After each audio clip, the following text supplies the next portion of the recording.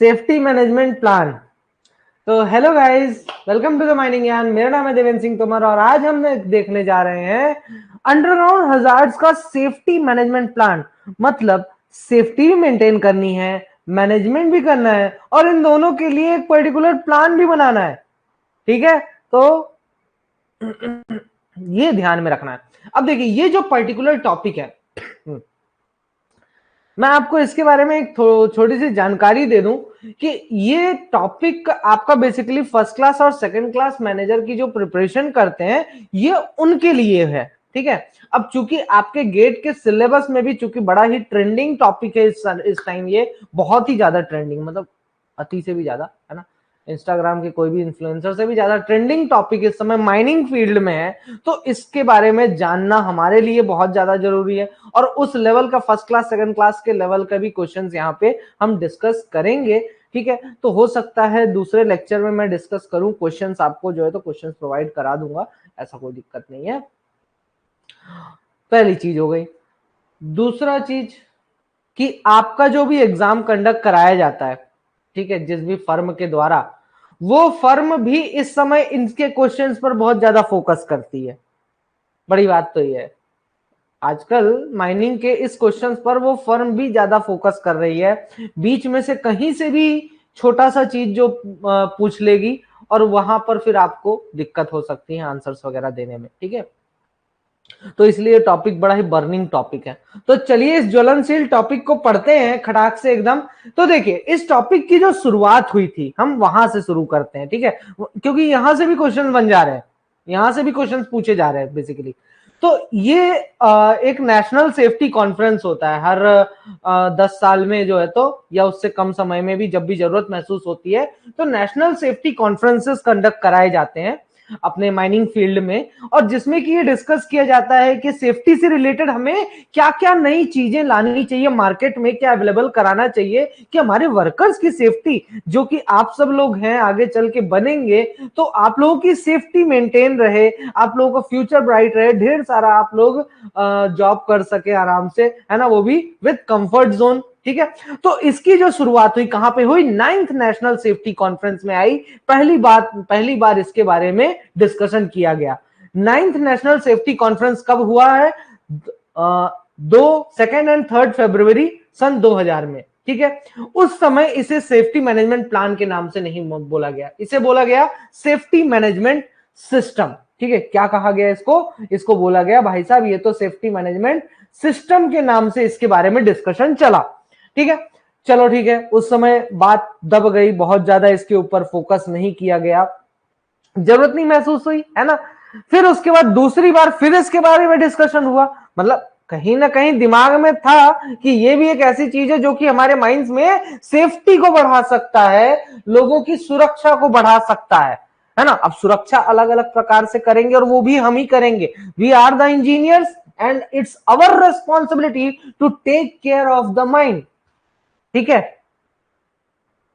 तो हमारी जब जिम्मेदारी है तो हमें इसके बारे में जानना चाहिए। तो 10th नेशनल सेफ्टी कॉन्फ्रेंस जो हुआ 26 एंड 27 नवंबर सन 2007 में, ये 7 है, 7 का ऊपर का कट गया, तो सन 2007 में ये हुआ।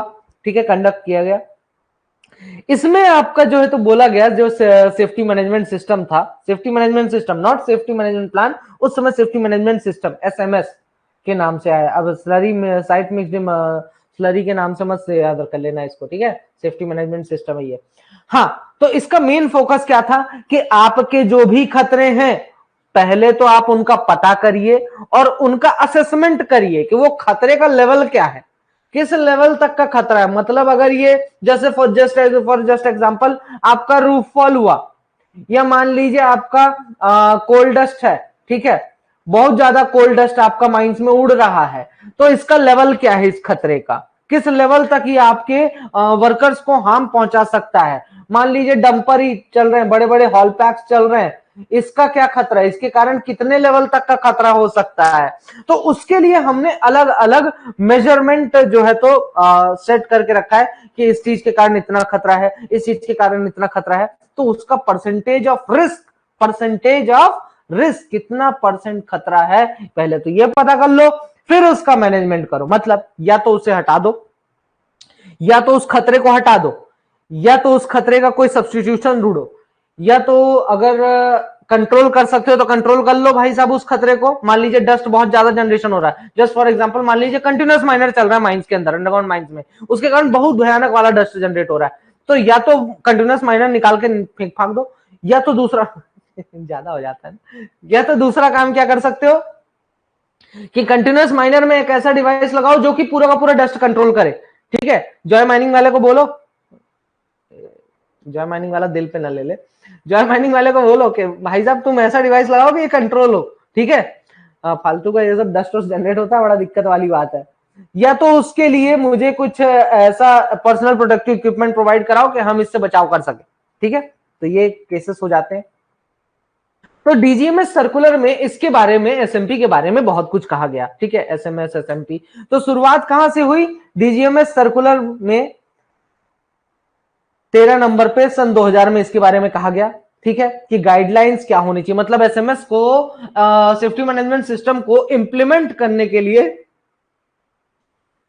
सेफ्टी मैनेजमेंट प्लान को इंप्लीमेंट करने के से रिलेटेड जो है तो गाइडलाइंस इस साल दी गई, किसके द्वारा, डीजीएमएस के द्वारा।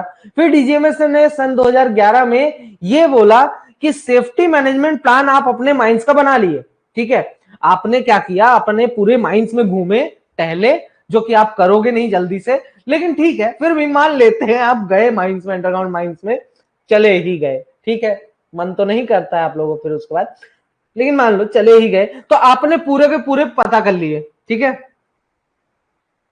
मतलब है ये ईयर होता है, ये ईयर होता है किस ईयर में आया, और ढेर सारे डीजीएमएस सर्कुलर्स निकालता है, तो उसमें से 13 नंबर का जो सर्कुलर है, 13th नंबर का जो सर्कुलर है। ठीक है, तो ये याद करने वाली जरूरत नहीं है यार, ये तो बस एक मैं आपको एक क्रोनोलॉजिकल ऑर्डर, क्रोनोलॉजी को समझो बाबू, क्रोनोलॉजी समझ रहे हो है ना, तो बड़ा ही ट्रेंडिंग टॉपिक था ना इस समय क्रोनोलॉजी।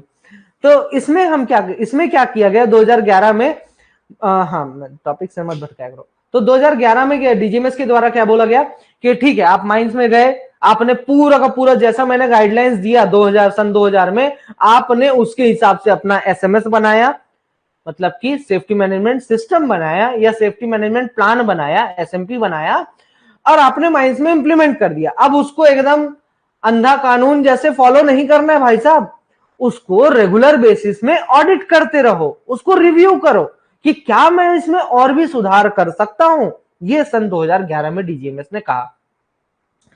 फिर उसके बाद डीजीएमएस ने सन 2016 में बोला कि आपने जो एसएमपी बनाया है उसका अप्रोच इस प्रकार से होना चाहिए कि उसमें मतलब कि जब भी आप एसएमपी बनाओ, सेफ्टी से रिलेटेड वर्करों की बात आप करो, अपने जो रिस्क है उसको कम करने की अगर आप बात करते हैं, तो उसमें रेगुलर बेसिस पर डेवलपमेंट करते रहिए, नई नई चीजें लाकर उसको और कम करने की कोशिश करो, और भी ज्यादा कम करने की कोशिश करो।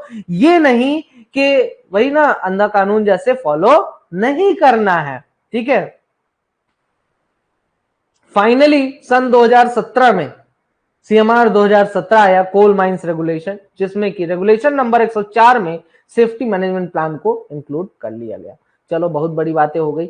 अब देखिए सेफ्टी मैनेजमेंट प्लान में ना होती तो बहुत सारी चीजें हैं, लेकिन मैं आपको थोड़ा सा ये बाद में पढ़ाना चाहिए था, लेकिन क्या है थोड़ा इंटरेस्ट डाउन हो जाता है ना बीच बीच में, तो उसको बूस्ट मारने के लिए ये चीजें जरूरी है। तो सेफ्टी मैनेजमेंट प्लान में से रिलेटेड कुछ बातें, जैसे कि आपका डेफिनेशंस हो गई, ये डेफिनेशन से डायरेक्ट क्वेश्चन बनते हैं, डायरेक्ट क्वेश्चन पूछ लिया जाता है डेफिनेशन में। जैसे कि फॉर एग्जांपल दिया हुआ यहां पे हजार्ड, हजार्ड क्या है,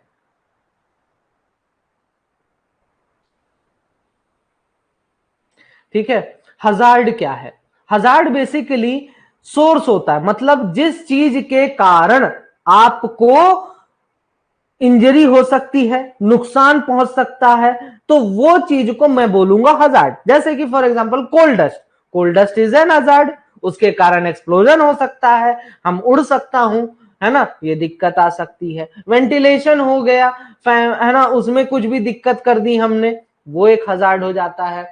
मान लीजिए रूफ फॉल है, तो रूफ फॉल एक हजार्ड है, उसके नीचे दब के पिचकू हो सकते हैं। तो ये सारी चीजें किस में आ जाती है, हजार्ड में, जिसके कारण मुझे नुकसान पहुंच सकता है, मैं इंजर्ड हो सकता हूं, या लॉस ऑफ लाइफ, या फिर कुछ भी पॉसिबिलिटीज आर देयर, तो उसे मैं किस कैटेगरी में डालता हूं? हजार्ड की कैटेगरी में डाल देता हूं। स्वाहा। अब आती बात रिस्क की। अब देखिए ध्यान से सुनना, यहां से फॉर्मूला बनेगा एक, इससे रिलेटेड फिर क्वेश्चन बनेंगे फॉर्मूले से रिलेटेड, है ना। छोटे छोटे, ज्यादा बड़े एमसी वो नहीं है, क्या मतलब 30 मार्का वाले नहीं है, लेकिन ठीक है, पता होगा तभी तो कर पाओगे, नहीं तो काहे कर पाओगे। अब रिस्क जो है ये दो चीजों का कॉम्बिनेशन है। क्या क्या? एक तो बेटा लाइक्लीहुड, दूसरा बाबू कॉन्सिक्वेंसेस। ठीक है, लाइक्लीहुड, लाइक्लीहुड बोले तो होने का चांस, होगा या फिर नहीं होगा, है ना। अब सट्टा नहीं खेलना इस चक्कर में, होगा या जो आजकल तुम लोग करते हो, क्या बोलते हैं उस पे, कि होगा कि नहीं होगा, है ना। वो जब आईपीएल वगैरह जब चलता है तो ये अच्छा खेलेगा, ये टॉस जीतेगा, इस पे भी पैसे लगा देते हैं ना, तो उस टाइप से। तो ये होगा कि नहीं होगा, दिस इज कॉल्ड लाइक्लीहुड, होगा या नहीं होगा। अगर हुआ तो इसके क्या कॉन्सिक्वेंसेस है, ठीक है। अगर हुआ तो क्या कॉन्सिक्वेंसेस है, मतलब इसका इंपैक्ट क्या होगा बेसिकली। ठीक है, समझ में आया। रिस्क क्या है? रिस्क बेसिकली दो चीजों का कॉम्बिनेशन है, लाइक्लीहुड एंड कॉन्सिक्वेंसेस। लाइक्लीहुड मतलब कोई भी ऐसा इवेंट जो कि आप नहीं चाहते कि हो जाए, but then also chances are there कि वो हो सकता है।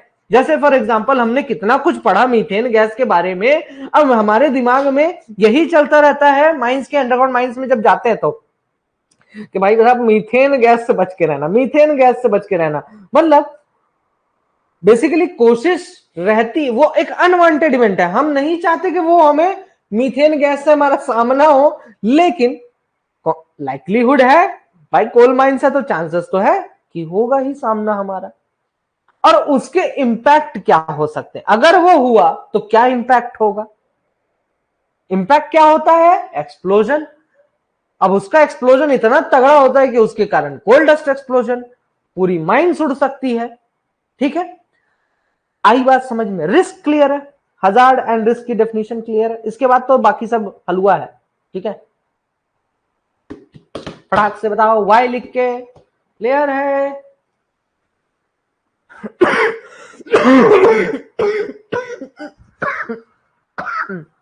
अरे दे, क्या है कि जब मास्टर साहब एनर्जी के साथ बोलते हैं ना, तो उस केस में स्टूडेंट्स को भी एनर्जी आती है। अब मैं अगर सोते सोते पढ़ाऊंगा तो स्टूडेंट्स भी सोते सोते, तो अब एनर्जी के साथ बोलो तो खांसी आने लगती है, गजब है। अरे चलो, बेहतरीन बात, गुड, सबका क्लियर हो गया, वेरी गुड। तो चीजों को फील करके चलना, तभी तो मजा आएगा। ठीक है, अब आता है चार्ट। ये जो डेफिनेशंस हैं ये आपके हलवा है, बस थोड़ा थोड़ा याद रखना है, उतने में आपको जो है तो कर ले जाएंगे आप। Don't call all clear, oh my God. हाँ, रिस्क असेसमेंट। रिस्क असेसमेंट क्या है? अब भाई साहब, हजार्ड हमें पता है हमारी माइंस में क्या क्या खतरे हैं, उस माइंस का मैंने ये भी निकाल लिया कि उस खतरे के होने के क्या चांसेस हैं और उसके कारण क्या इंपैक्ट हो सकता है। ठीक है भाई, आई बात समझ में? मुझे ये पता है मेरे माइंड्स में क्या खतरे हैं, फिर मुझे ये भी पता है कि उसके होने के कितने चांसेस है। मतलब भाई सिंपल सी बात है, डिग्री 2 माइंड्स में और डिग्री 3 माइंड्स में और डिग्री 1 माइंड्स में, ये बताइए सबसे ज्यादा मीथेन गैस मिलने की किसमें चांसेस है, लाइक्लीहुड किसमें ज्यादा होगा? ऑब्वियस सी बात है, डिग्री 3 माइंड्स में। ठीक है, अब मीथेन गैस मिली तो उसके इंपैक्ट के बारे में तो तीनों में बराबर होना है। ठीक है, तो उसका इंपैक्ट ये सब पता चल गया। अब मुझे क्या करना है, इसको मेजरमेंट करना है।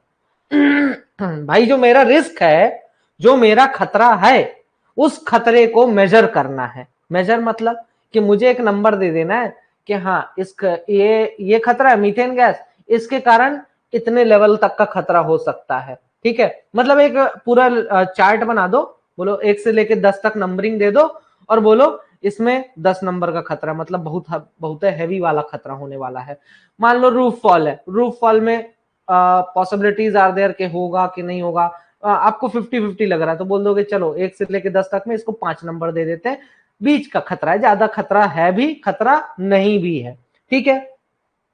तो इस टाइप से मैं मेजरमेंट करूंगा रिस्क का कि मुझे कितना खतरा है और कितना खतरा नहीं है। उस बेसिस पर एक लेवल सेट कर दूंगा कि इस लेवल तक का खतरा है, ये इस लेवल तक का खतरा है, इस टाइप से। तो that's called risk assessment. Measurement of the risk is known as risk assessment. ठीक है। उसके बाद आता है रिस्क कंट्रोल। ठीक है, मेजरमेंट कर लिया, अब मुझे क्या करना है भाई साहब?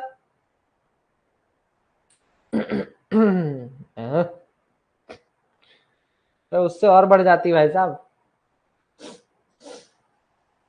हाँ, तो रिस्क को अब मुझे क्या करना है? कंट्रोल करना है। ठीक है, तो भाई ठीक है, सिंपल सी बात है, रिस्क कंट्रोल करना है तो उसके लिए अलग अलग स्ट्रेटेजीज लॉन्च करो ताकि रिस्क को कंट्रोल किया जा सके या हटाया जा सके। जो भी हजार्ड है उसको पूरी तरह से हटाया जा सके। तो इस तरह के अलग अलग स्ट्रेटेजीज आप लॉन्च करेंगे। रिस्क को रेटिंग देंगे, अलग अलग रेटिंग देंगे। आपने ये जो मेजरमेंट किया कि किस लेवल का रिस्क था, उसके बेसिस पे आप रेटिंग देंगे। इसकी ये रेटिंग है, हाई हाई रेटिंग है, मतलब कि हाई में डाल दिया मतलब कि बहुत ज्यादा खतरा है, मीडियम में डाल दिया मतलब ठीक है बीच का खतरा है, लो में डाल दिया मतलब कि कम खतरा है। ठीक है, तो उसको उसके बेसिस पे रेटिंग देंगे, लेवल के बेसिस पे, कैटेगरी के बेसिस पे कैटेगराइजेशन कर सकते हैं इस टाइप से। ठीक है, उसके बाद रिस्क मैनेजमेंट आता है।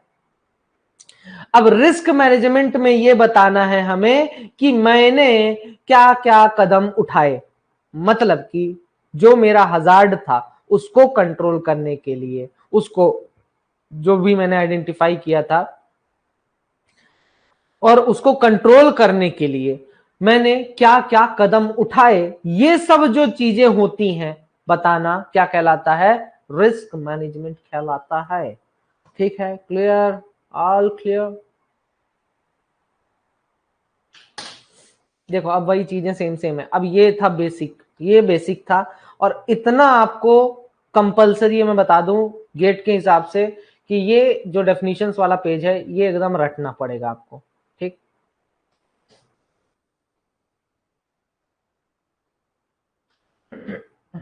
Risk assessment process. अब देखिए रिस्क का जो असेसमेंट है,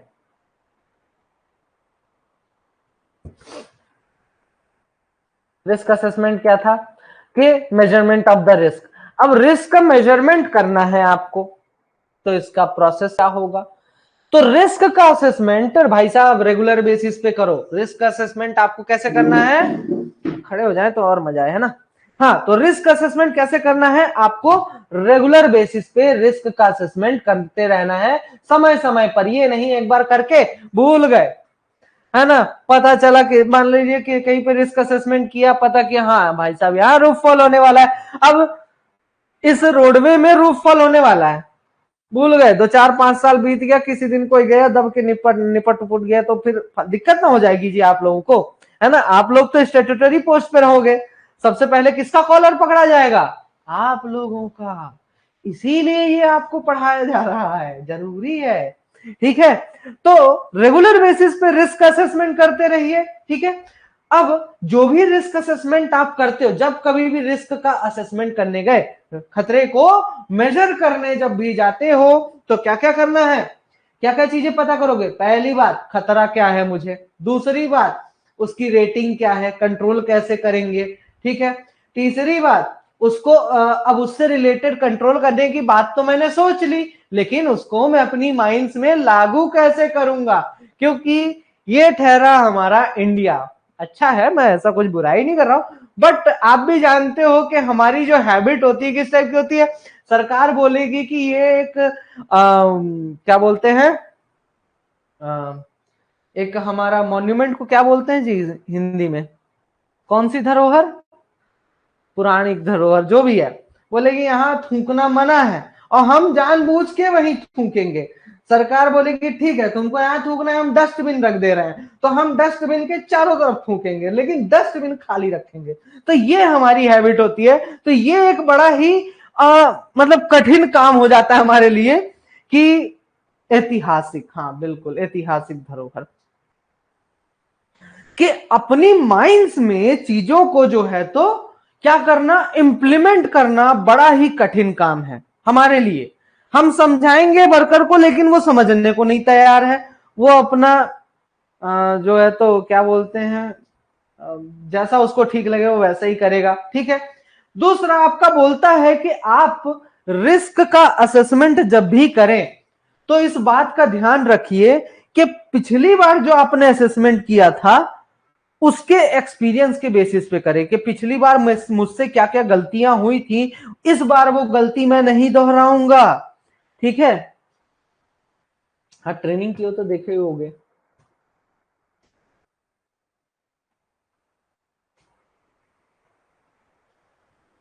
अब बात करते हैं रिस्क स्कोर की। ए बाबू कहां भाग रहे हो? रिस्क स्कोर की ये है आपका, जहां से आपके क्वेश्चंस और भी आएंगे। बेसिकली कैलकुलेशन, छोटू पुटू कैलकुलेशन, मल्टीप्लीकेशन वाले, बस टुडुक पुडुक वाले, है ना। आप देखते हैं, अभी आगे देखेंगे राकेश, टेंशन ना लो। रिस्क स्कोर, खतरा कितना है यह पता करो। खतरा कितना है,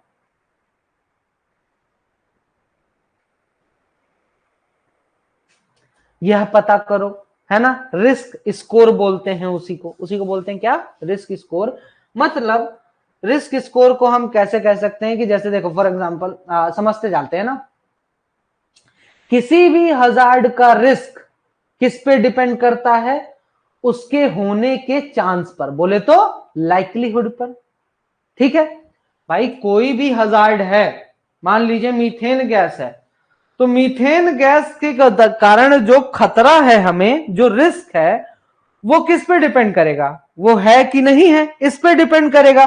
उसके होने की, उसकी मौजूदगी के चांसेस कितने हैं, उसकी मौजूदगी के चांसेस कितने हैं, इस पर डिपेंड करता है। तो सबसे पहला तो आया लाइक्लीहुड, होने का चांस कितना है। ठीक है, दूसरा उसका फिर इंपैक्ट क्या होगा।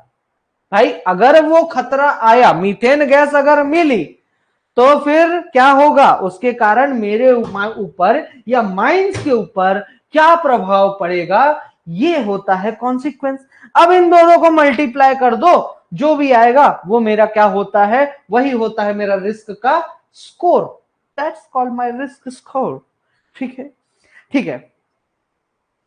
तो कॉन्सिक्वेंस क्या बताता है, और अच्छे से फील करो कॉन्सिक्वेंसेस को। मैंने कहा इंपैक्ट, इंपैक्ट मतलब कि आपका डैमेज कितना होगा, लॉस कितना होगा। Size of loss and damage is known as consequences. Simple सी भाषा में है कि कितना ज्यादा डैमेज होगा, कितना ज्यादा लॉस होने का चांसेस है, दैट्स कॉल्ड कॉन्सिक्वेंसेस। लाइक्लीहुड क्या है, हजार्ड माइट अकर, हो सकता है, इट में अकर।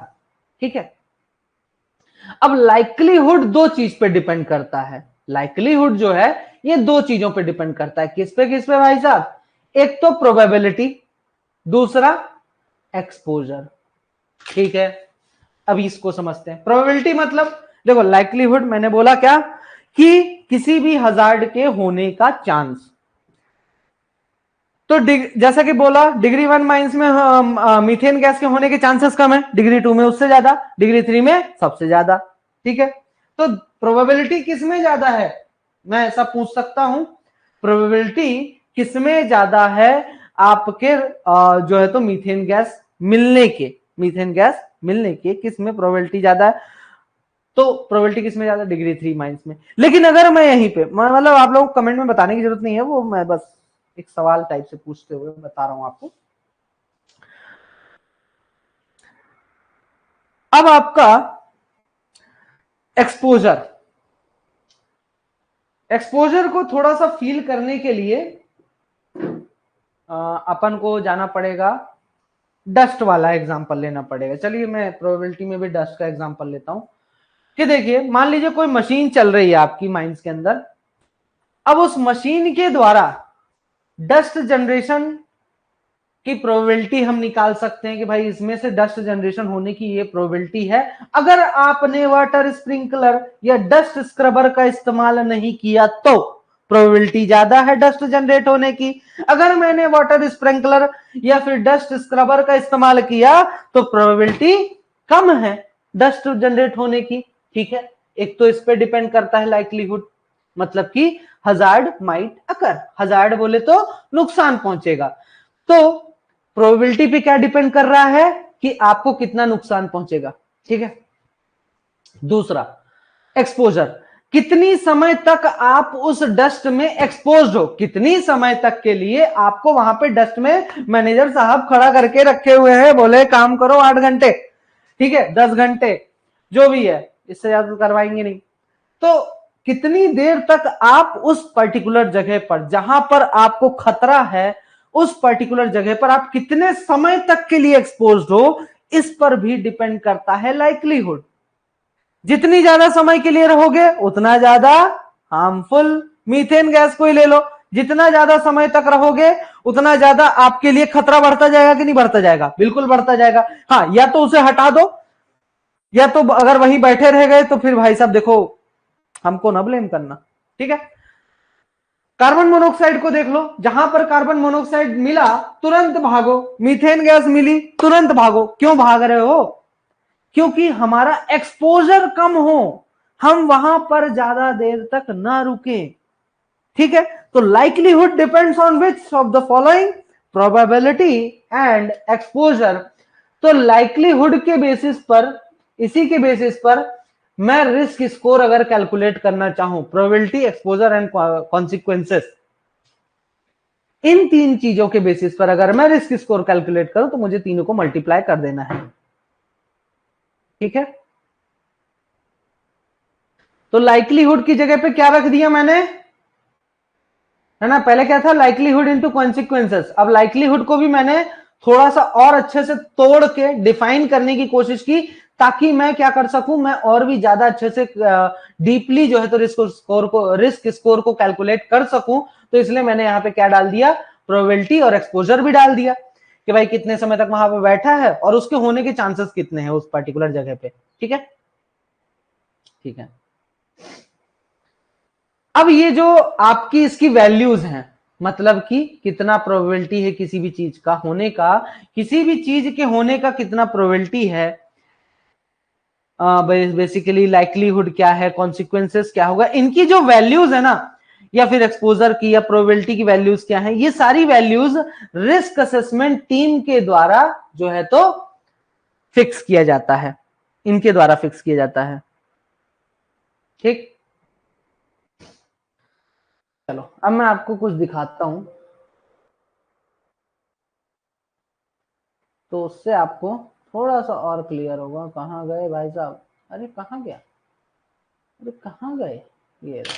ये देखिए, जैसा कि आप यहां पे देख पा रहे होंगे कि हमारा एक पूरा लिस्ट दिया हुआ है डीजीएमएस के द्वारा।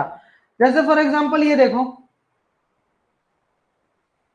इनंडेशन, ठीक है, अक्षय कुमार पीछे ना छोड़ेगा। इनंडेशन, इनंडेशन के कारण जो प्रभाव पड़ेगा, इनंडेशन की रेटिंग कहां से कहां तक करते हैं? 1 से 5 तक करते हैं। कहां से कहां तक? 1 से 5 तक किया जाता है कि खतरा कितना है। 1 से 5 तक में इसका मेजरमेंट, स्केल में मेजरमेंट किया जाता है। ठीक है, खतरा कितना है। तो इनंडेशन के कारण जो खतरा है वो फुल है, एकदम 100% मैक्सिमम खतरा रहता है इसके कारण। ठीक है। होने के चांसेस ये भी 10 रहता है, एक्सपोजर ये भी 10 रहता है। तो टोटल रिस्क कितना हुआ? टोटल रिस्क कितना हुआ? मैंने क्या बताया? Consequences into probability into exposure is equal to total risk. या फिर मैं यूं कहूं कि आपका रिस्क स्कोर क्या हुआ यहां पर? 500 हुआ। तो इस केस में आपको, अगर ऐसा है, अगर ऐसा है आपकी माइंड के आसपास इनंडेशन का खतरा है, तो आपको सबसे ज्यादा, जितनी भी मैंने आज तक तरीके बताए ना भाई साहब इनंडेशन से बचने के, वो सारे तरीके अपना लेना। ठीक है। क्योंकि अगर इनंडेशन का खतरा है तो आपका सीधा सीधा डीजीएमएस बोल रहा है कि इसका रिस्क स्कोर तो सबसे हाईएस्ट है, मैक्सिमम रिस्क स्कोर है भाई साहब इसका। ठीक है। अगर मान लीजिए माइंस में मैंने पुअर क्वालिटी की मटेरियल सप्लाई की, भाई ठीक है, मैनेजर हूं, second class manager, first class manager, मिल बांट के खाएंगे सब कोई थोड़ा थोड़ा, तो इसके लिए पुअर क्वालिटी का सब मटेरियल सप्लाई कर दो। डस्ट, स्टोन डस्ट ही देख लो भाई, पुअर क्वालिटी का दे दिया, नहीं दिया अच्छी क्वालिटी का स्टोन डस्ट लो। तो उस केस में भी, या फिर जो प्रॉप है बेकार क्वालिटी का दे दिया, सेफ्टी शूज है बेकार क्वालिटी का दे दिया, हेलमेट है बेकार क्वालिटी का दे रहे हैं, जो कि आमतौर पे देखने को मिल ही रहा है प्रेजेंट टाइम में, है ना? हमारे जो पीजीपीटी वाले या पीडीपीटी वाले जो लड़के हैं वो जब भी जाते हैं माइंस में तो उनका जूता जल्दी में फट जाता है, एक साल में 4-4 5-5 जूता यूज कर लेते हैं इधर उधर से जुगाड़ करके। तो ये जो पुअर क्वालिटी का मटेरियल सप्लाई किया जाता है इसके कारण भी मैक्सिमम रिस्क हो सकता है भाई साहब। रूफ बोल्ट है, सही नहीं दिया, अच्छा वाला अच्छी क्वालिटी का नहीं दिया, कभी भी टूट सकता है भाई साहब वो, है ना। लोहा लो क्वालिटी का है वो पट से टूट जाएगा, ज्यादा लोड आया तो, ज्यादा मजबूत मजबूत है ही नहीं हमारा रूफ बोल्ट। तो इस टाइप से आपका डीजीएमएस के द्वारा अलग अलग दिया गया है। तो ये मैंने बस समझाने के पर्पज से आपको यहां पे प्रोवाइड कराया है। अब जैसे कि यहां पे देख लीजिए इम्प्रॉपर स्ट्राटा कंट्रोल, अगर आप स्ट्राटा सही तरीके से कंट्रोल नहीं करते हैं, ठीक है, होने के चांसेस ज्यादा हैं, ठीक है, इसका इंपैक्ट 100% होता है। अगर स्ट्राटा गिरा, अगर स्ट्राटा गिरा तो क्या होगा, दब के निपटी ना जाओगे, तो रिस्क तो 100%, इंपैक्ट तो फुल है इसका, ठीक है। हाँ, इसके होने के चांसेस जो हैं वो थोड़ा कम होते हैं, है ना, ये आप भी जानते हो भाई, इसके होने के जो चांसेस हैं वो as compare to that of inundation, कि इनंडेशन अगर होने का खतरा है तो वो 100% ही रहेगा, ठीक है, उसको 100% मान के चलो आप। लेकिन अगर स्ट्राटा की बात करें तो स्ट्राटा में क्या होता है कि हो सकता है वो गिर जाए या फिर हो सकता है ना भी गिरे, तो इसलिए इसको नंबर कितना दिया गया, रेटिंग कितनी दी गई, 7 दी गई। हाँ, लेकिन अगर आपका एक्सपोजर ऐसी जगह पर है, ऐसी जगह पर अगर आपका एक्सपोजर है, ज्यादा एक्सपोजर है, तो उस केस में full 10 on 10. To watch the complete video, download the Mining Gyan app from the Play Store. Enjoy a seamless learning experience without interruptions and subscribe to our YouTube channel.